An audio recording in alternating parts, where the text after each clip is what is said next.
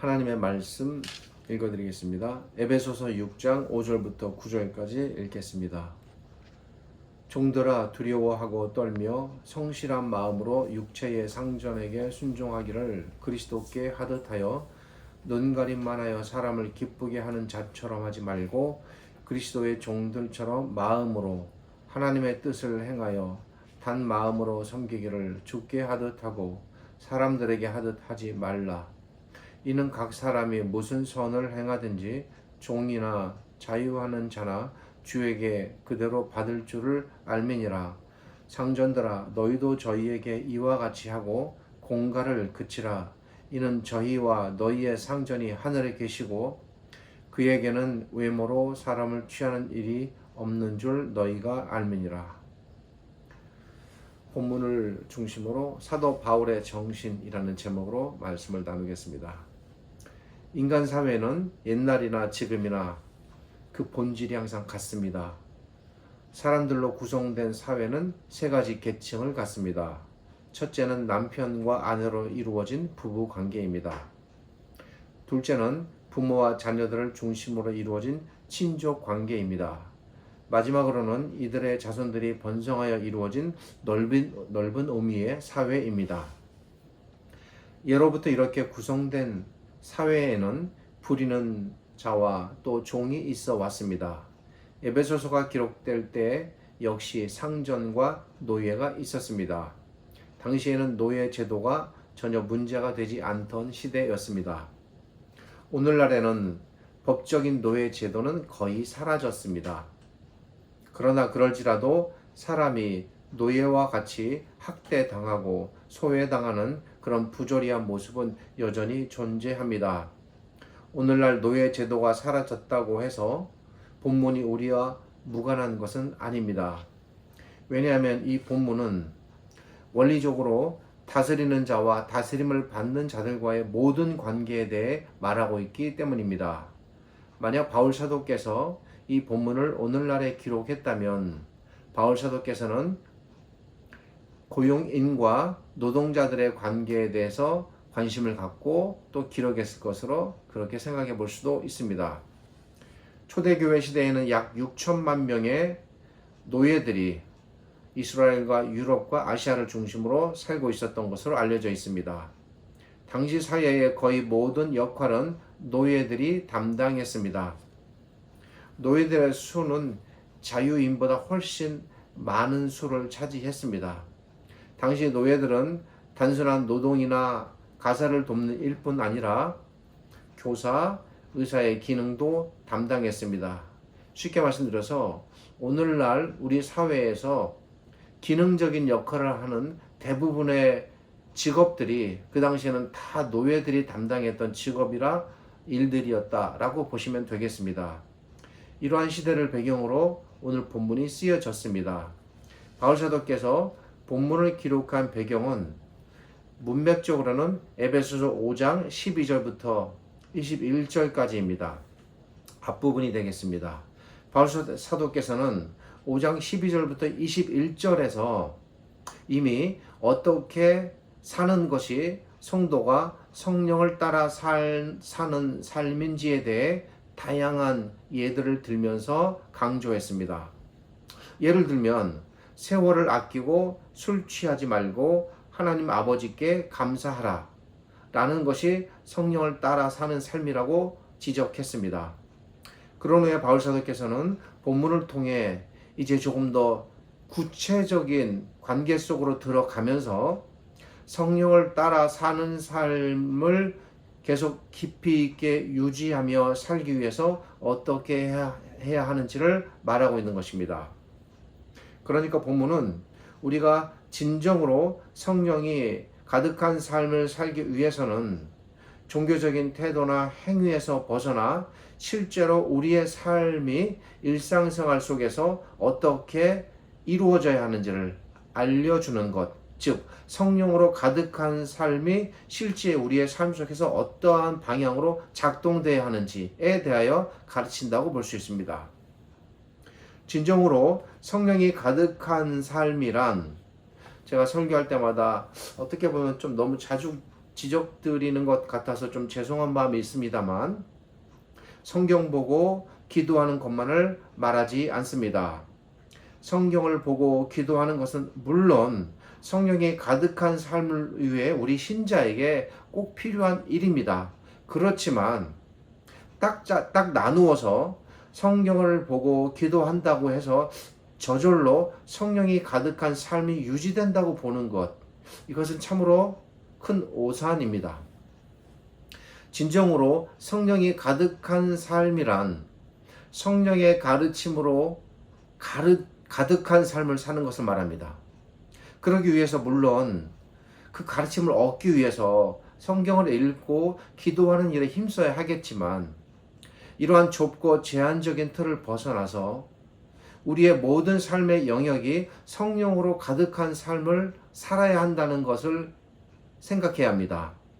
여기서 성령으로 가득한 삶을 산다는 것은 어떤 감정이 충만한 상태를 말하는 것이 아닙니다. 여기서 성령으로 가득한 삶이란 성령의 생각, 성령이 가르치는 바, 그것을 따라 살아가는 삶을 말합니다. 다르게 표현드린다면 하나님의 말씀의 가르침과 정신에 따라 사는 삶, 그것이 성령이 가득한 삶이 되겠습니다. 바울사도께서는 우리가 이렇게 성령이 가득한 삶을 제대로 살도록 하기 위해서 다른 여러 삶의 영역에 대하여 말할 수도 있겠습니다만 당시 사회 속에서 특별히 주인과 노예의 문제가 심각했기 때문에 아마 이것이 에베소 교회 안에서의 문제도 되었고 중요하고 심각한 문제로 대두되었던 것 같습니다. 그래서 주인과 노예라는 이 특별한 관계를 통해서 어떻게 신자가 성령이 가득한 삶을 살아야 살 수 있을까? 이 부분에 대하여 특정한 영역에 대하여 지금 말하고 있습니다. 그 중에 하나가 우리가 살아가는 사회적인 삶의 영역입니다. 이 사회적인 삶은 다스리는 자와 다스림을 받는 자로 표현됩니다. 그런데 여러분, 이 관계를 꼭 물질과 연관해서만 생각하시면 안 됩니다. 월급을 주는 자와 받는 자인 고용인과 피고용인의 관계로만 생각하시면 안 된다는 말씀입니다.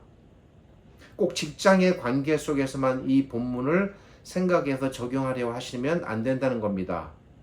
이 본문의 의미를 좁게 보는 경우가 되겠습니다. 여기서 다스리는 자와 다스림을 받는 자라는 말은 이 땅에서 우리가 살아가면서 관계를 맺게 되는 모든 인간관계 속에 다 들어있다라고 봐도 결코 지나치지 않습니다. 왜 그렇습니까? 잘 들어보십시오. 우리는 이 땅에서 살아가면서 꼭 돈과 관련해서만, 돈을 주고받는 관계 속에서만 살지 않습니다.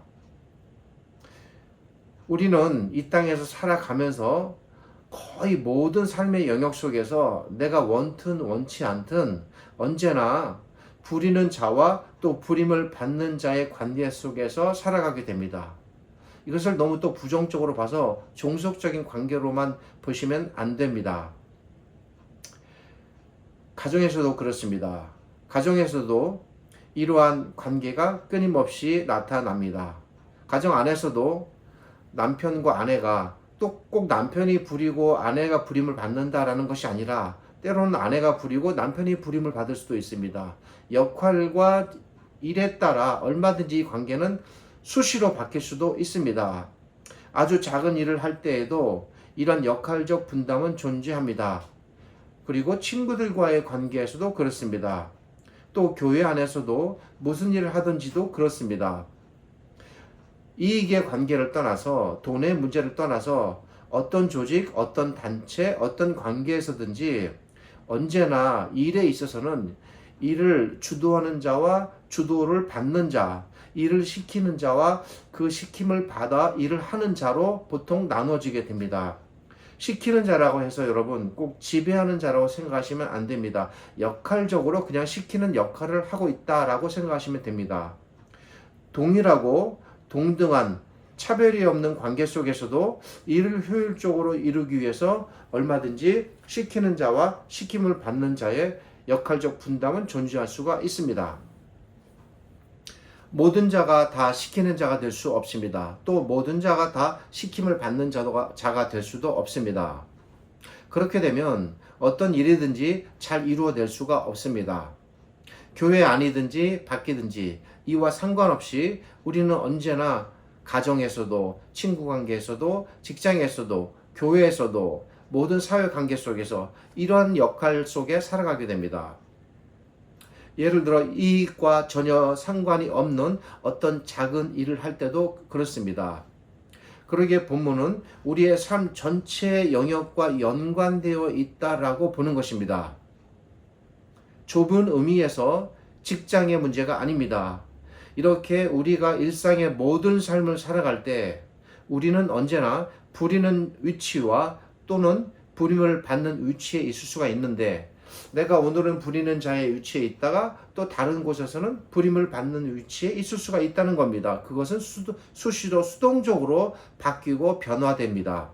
그럴 때에 우리는 각각의 자기가 처한, 때로는 부리는 자, 때로는 부림을 받는 자에 있을 때 어떤 자세로 이러한 일들을 해 나가면서 관계를 맺어 나가야 하는가? 이것이 여기서 특별히 바울 사도께서 이 관계를 통해 보여주는 성령이 가득한 삶의 문제를 다룬다는 것입니다. 5절에서 바울 사도께서는 이제 본격적으로 종들아 순종하라 라는 말로 시작합니다. 우선 이 표현에 대해 생각해 보겠습니다. 이 말은 여러분 당시 대단히 충격적인 표현입니다. 우리에게는 어떤 느낌이 와닿지 않는 그저 평범한 종이니까 당연히 순종해야 되는구나 라고 이해할 수 있겠습니다만 그렇지 않습니다. 당시에는 종을 인간으로 취급하지 않던 시대였습니다. 다들 아시겠습니다만 당시에는 종을 하나의 재산의 일부로 취급했던 시대였습니다. 그저 당시에는 종을 부를 축적하는 그저 재물의 수단으로 보았습니다. 주인은 종을 좀 구체적으로 비유드리자면 어떤 그저 가구의 한 종류나 재산의 일부 정도로 취급하는 그런 시대였습니다. 또 다른 곳에서는 기록에 의하면 종이 말 한 필의 값에도 결코 미치지 못하는 그런 시대였습니다. 종을 그렇게 동물이나 재물이나 가구의 일부로 여겼던 시대였기에 당시 주인은 종을 마음대로 대하는 권한이 있었습니다. 원하면 마음대로 자기 감정과 분노에 따라 채찍질하고 구타하고 심지어 죽일 수 있는 권한도 있었습니다. 종에게는 인격이 존재하지 않던 시대였기에 그것에 대하여 아무리 억울하고 종이 안타까워도 항변할 제도나 기회가 없었습니다. 당시 주인은 종의 이를 뽑고 또 눈을 뽑기도 하였으며 심지어는 신체를 절단하고 그리고 로마 시대에는 사자들의 먹이로 주기도 하였으며 그리고 심지어 마음대로 죽이고 학살하기도 하였습니다. 주인이 아무리 이렇게 해도 당시에는 그런 주인의 행위에 대하여 전혀 법을 통해서 처벌할 수 있는 것이 없었고 또 법의 위반이 아니었습니다. 종이 주인의 재산이기에 주인이 자기 재산을 마음대로 처분하듯 종을 처분하는 것으로 그냥 보는 겁니다. 그러기에 당시에는 주인이 볼 때 종은 결코 인격적 존재는 아니었습니다. 이런 시대 속에서 바울 사도께서 당시 사람들이 전혀 생각하지 않는 상상하지도 못하는 새로운 방향으로 종이라는 존재를 지금 바라보고 있는 것입니다. 그것은 종을 재산이나 돈이나 가축으로 생각하지 말고 인격적인 존재로 보라는 것입니다. 종을 주인과 똑같은 존재로 보라는 것입니다.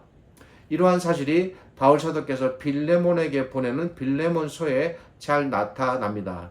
이전에도 말씀드린 바가 있는 것으로 기억됩니다만 당시 빌레몬에게는 오네시모라는 종이 있었습니다. 그런데 어떤 이유에서인지 오네시모가 빌레몬으로부터 도망하는 일이 발생했습니다.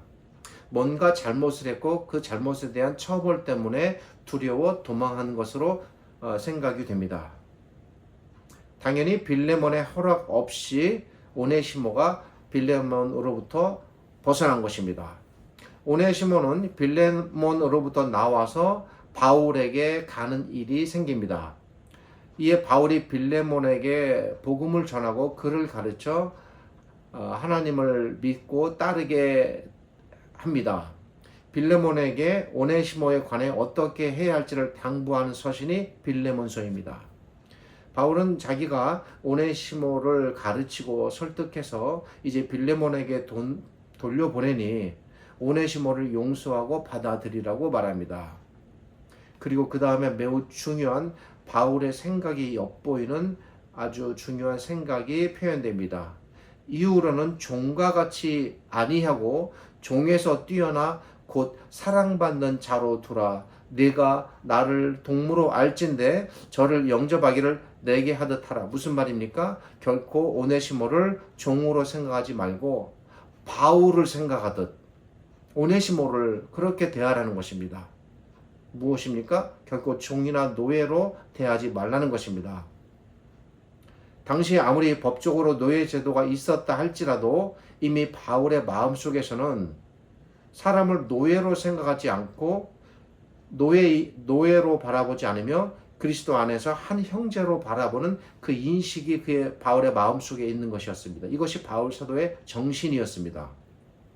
그 정신이 기반이 되어서 오늘 본문 안에 녹아 있고 그 녹아 있는 정신을 바탕으로 바울 사도께서 이런 가르침, 이 글을 지금 쓸 수가 있었던 것입니다. 만약에 그런 정신이 없었으면 빌레몬에게 오네시모를 바라보는 그런 정신이 없었으면 결코 이런 글은 나올 수가 없는 것입니다.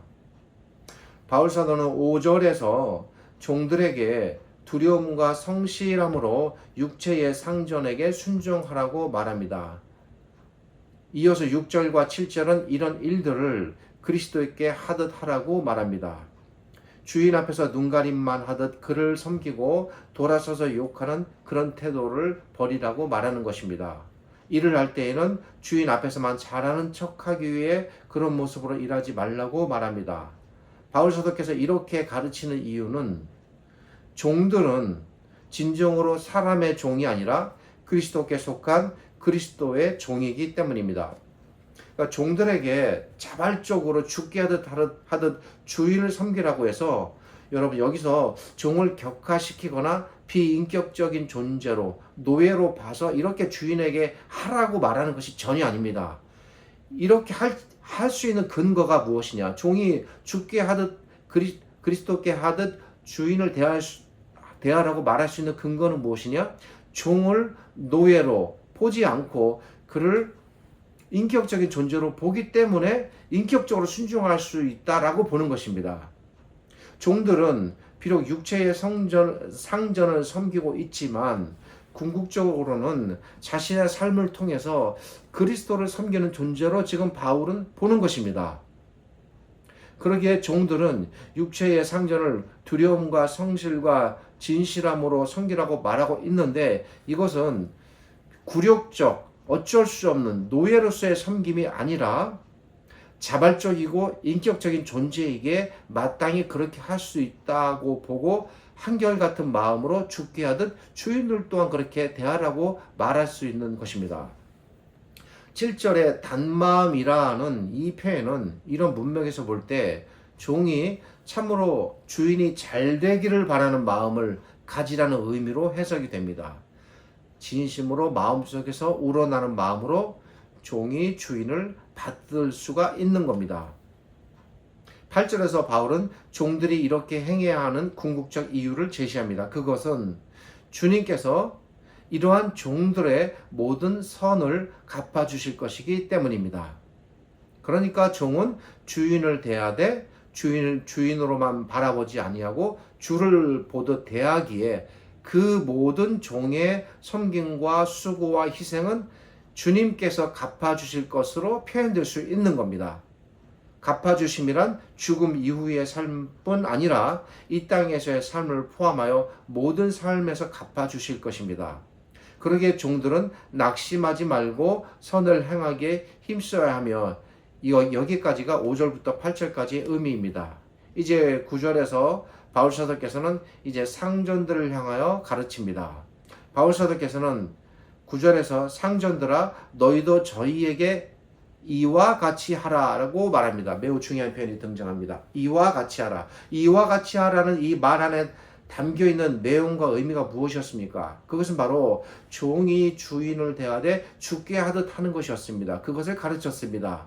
종이 주인을 죽게 하듯, 그렇다면 이와 같이, 즉 주인도 종을 대함에 있어서 죽게 하듯 하라는 말이 이와 같이라는 이 의미 안에, 말 안에 담겨 있는 것입니다. 생각해 보십시오. 역시 당시에 절대 용납될 수 없는 대단히 충격적인, 그리고 정치적으로 엮으면 거의 반역죄, 사회 전복죄에 해당되는 매우 중대한 충격적인 발언이 등장하는 것입니다.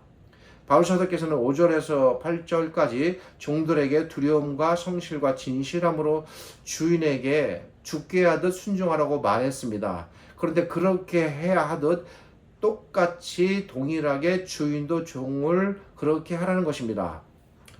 이것이 바로 9절에 담긴 이와 같이 말 안에 담겨있는 의미입니다. 즉 종이 주인을 단마음으로 섬기듯 주인 역시 종들을 단마음으로 성실과 진실함으로 섬기라는 것입니다. 섬김. 이 말은 더 이상 종들을 노예로 취급하지 말라는 말이 의미가 이 안에 다분히 강력하게 들어가 있습니다.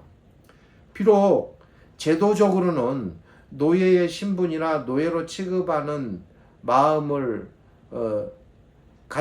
제도적으로는 그런 게 있다 할지라도 그런 마음을 갖지 말고 사랑받아야 할 사람으로 한 존중받을 인격체로 대하라는 것입니다.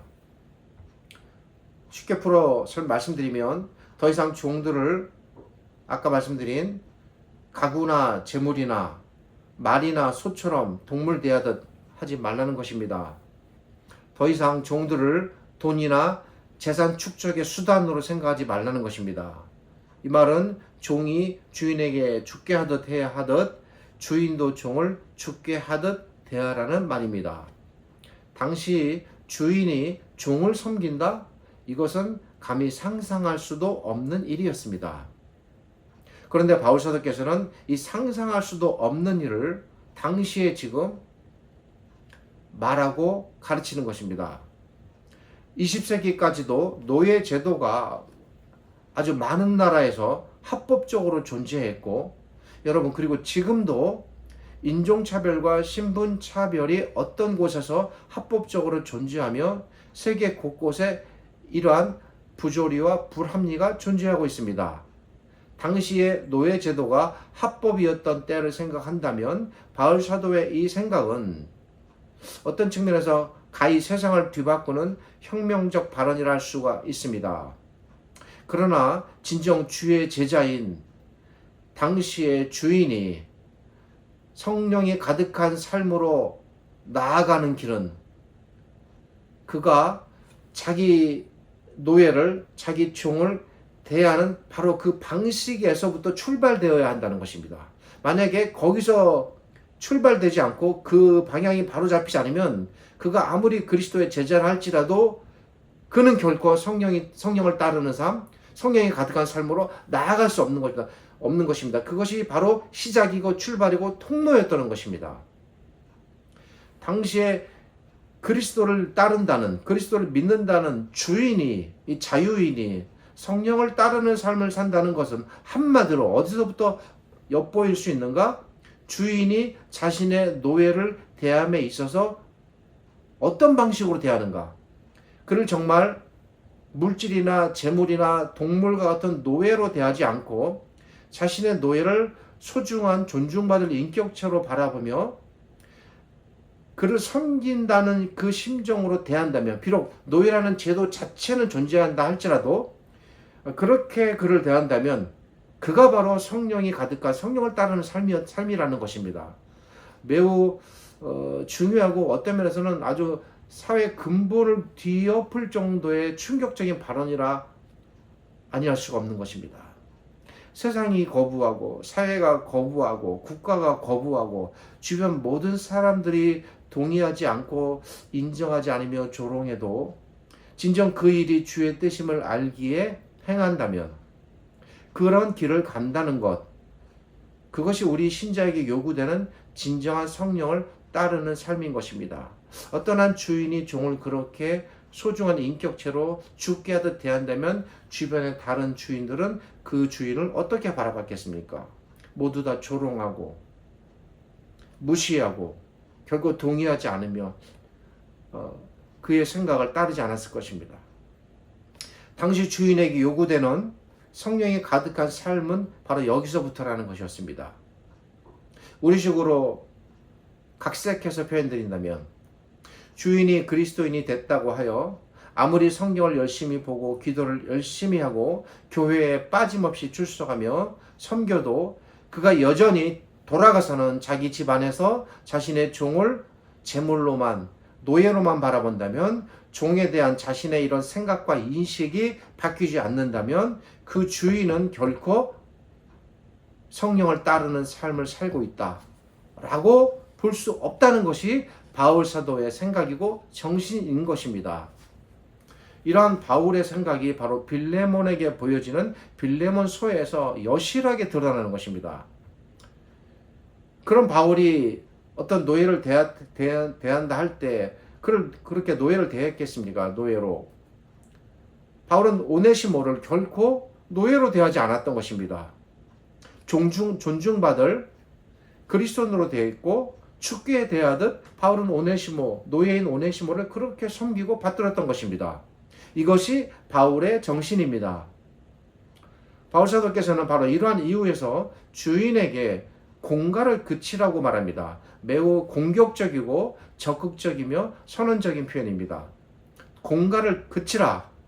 주인이 종을 속이거나 착취해서는 안 된다는 것입니다. 왜 그렇습니까? 그것은 주인이 종을 노예가 아닌 죽게 대하듯 해야 한다는 것입니다. 죽게 대하듯 대하라는 것은 긍정적인 측면에서 적극적으로 표현하는 것이라면, 부정적인 측면에서 금해야 되는 것을 말하는 것은 바로 공갈을 그치라는 것입니다.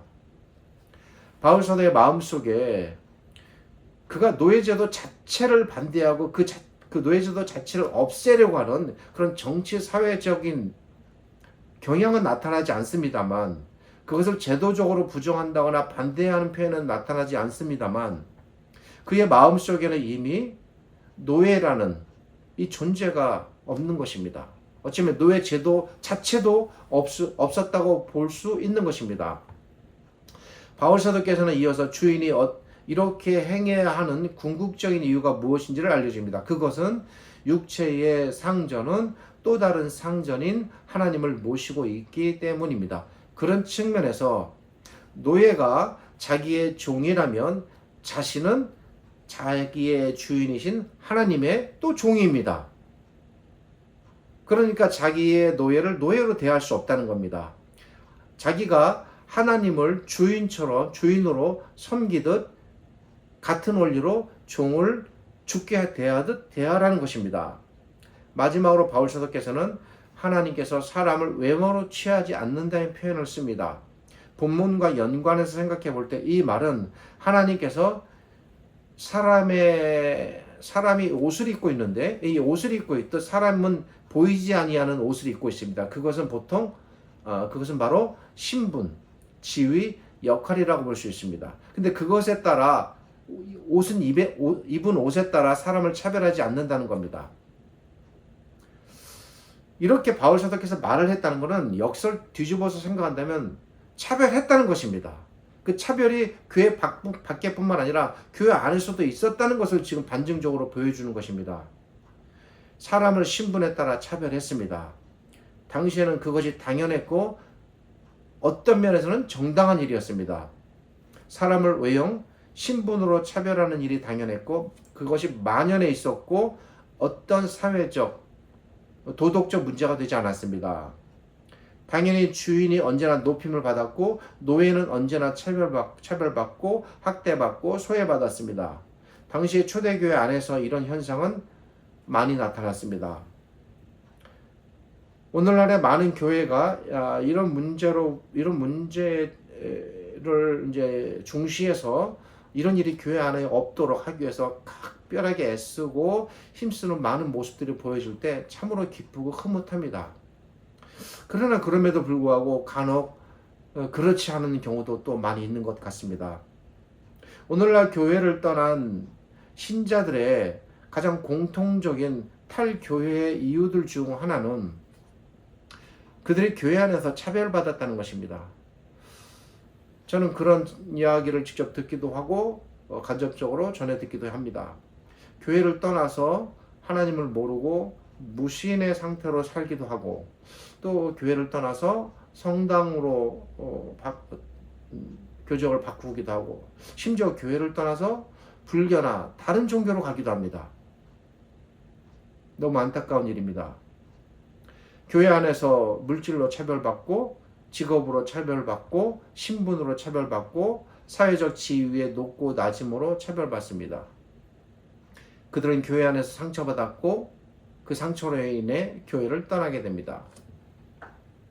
이런 차별의 문제가 오늘날 우리 시대 교회 안에 결코 적지 않다고 볼 수 있습니다. 당시에도 마찬가지였습니다. 당시의 교회 지도자들조차도 교회 안에서 주인을, 부자를, 더 높은 자를 더 높이고 더 배려했습니다. 당시 교회 지도자들은 가진 자를 더 배려했고 부자를 더 존중했습니다. 그들은 가난한 사람, 신분이 낮은 사람, 노예들을 배려하지 못했습니다. 자리를 배석할 때에도 그랬고 식사를 할 때도 그랬습니다. 관심을 두지 않았습니다. 이런 차별의 문제가 야고보서 안에서 그대로 노출됩니다. 그래서 야고보가 교회 안에서의 이런 차별의 문제를 매우 심각하게 거론하며 심지어는 이를 믿음과 연관해서 죽은 믿음이라고까지 아주 극렬하게 표현합니다. 이러한 차별에 대해 바울사도께서는 하나님께서는 결코 사람을 이렇게 외적으로 그리고 신분으로 차별하지 않는다고 말하고 있는 것입니다. 하나님께서는 주인이나 종이나 똑같은 동일한 인격체로 동등하게 대하신다고 말하고 있는 것입니다. 주인이라고 해서 하나님께 더 은혜를 받고 더 사랑을 받고 종이라고 해서 차별받고 소외되는 일은 하나님 앞에서는 결코 존재하지 않는다고 말하는 것입니다. 바울사도께서 이런 하나님의 생각을 전하는 이유는 무엇일까요? 그것은 바로 주인을 성령으로 가득한 삶으로 이끌고 가르치기 위함입니다. 하나님께서 이렇게 종을 차별하지 않으시는데 너희가 어떻게 종을 차별하느냐 말하는 것입니다. 종들을 대하되 형제를 대하듯 자매를 대하듯 하라는 것입니다. 종들을 대하듯 더 나아가서 주께 대하듯 하라는 것입니다. 아주 오랜 인류의 역사 동안에 인간은 언제나 사람을 주인과 종으로 나누어 왔습니다. 주인은 부렸고 종은 부림을 당했고 모든 전쟁의 역사 속에서 이런 문제가 항상 심각했습니다. 인간의 모든 역사 속에서 언제나 노예제도가 존재해 왔습니다. 지금도 이러한 잔재와 악 영향은 여전히 남아 있습니다. 사람은 언제나 자기가 부리는 자를 자기보다 약하고 못한 존재로 보며 함부로 대하려는 성향을 갖고 있습니다. 인식하여 깨닫고 정신을 바로 세우고 철저하게 단속하고 억누르지 않으면 악한 생각은 언제나 꿈틀대며 나타납니다. 항상 긴장하고 자신의 마음을 잘 가꾸고 통제해야 됩니다. 하나님께서는 결코 사람을 종과 주인으로 나누지 않습니다. 하나님 앞에서 주인과 종은 따로 있지 않습니다. 하나님 앞에서는 언제나 하나님의 자녀만 존재할 뿐입니다. 모두 똑같은 사랑받는 하나님의 자녀입니다. 그러기에 하나님께서는 모든 사람을 동등하게 대하시는 것입니다.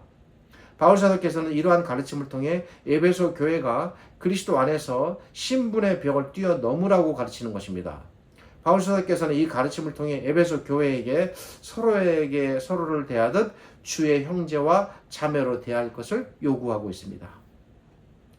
그리고 우리 이 글을 읽는 우리에게도 요구하고 있는 것입니다. 바울사도의 가르침은 오늘날에도 이것은 그대로 적용될 수가 있습니다. 어떤 사람을 우리는 기준으로 어떻게 나누고 있습니까?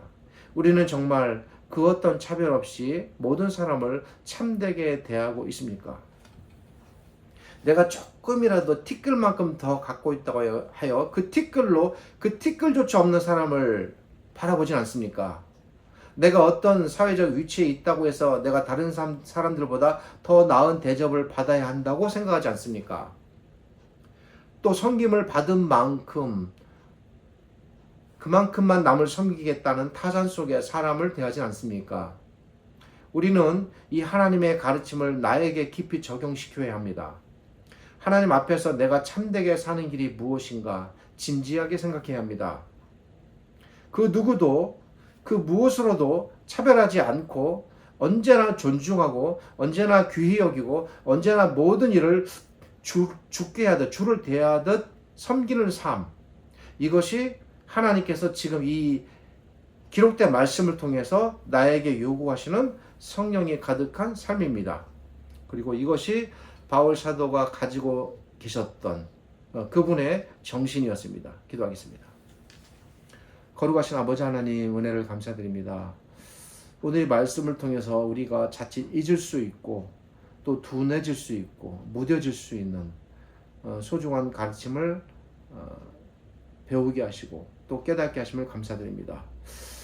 내가 각성하고 애쓴다 해도 내 마음속에 있는 때로는 악한 본성과 성향이 살아나 나도 모르게 사람을 차별하고 나누지는 않았는지 깊이 돌이키며 하나님 앞에 마음을 내려놓고 온 마음으로 회개합니다. 이 말씀을 나에게 주시는 하나님의 말씀으로 받아들여 모든 사람을 존중하고 사랑하고 주께 대하듯 대할 수 있기를 바랍니다. 그런 마음이 우리 안에서 싹트게 하시고 자리 잡게 하시고 습관이 되게 하시고 인격으로 자리 잡아 하나님 앞에서 참되고 거룩한 온전한 성령이 가득한 신자로 살아가는 저희가 되기를 원합니다. 저희를 그렇게 이끌어 주시옵기를 바랍니다. 지금은 우리 주님 예수 그리스도의 은혜와 우리를 지극히 사랑하시는 아버지 하나님의 크신 사랑과 오늘 이 말씀으로 우리 안에 내주하시고 우리로 하여금 성령이 가득한 삶을 살도록 이끄시는 성령 하나님의 함께 하심이 이 말씀을 나에게 주는 말씀으로 받아들이고 순종하여 나아가 성령이 가득한 삶으로 그 삶을 채워나가기 원하는 우리 모든 신자들에게 하나님께서 베푸시는 은혜와 함께 하심과 위로와 사랑이 가득하기를 우리 주님 예수 그리스도의 이름으로 축복하며 기도드립니다. 아멘.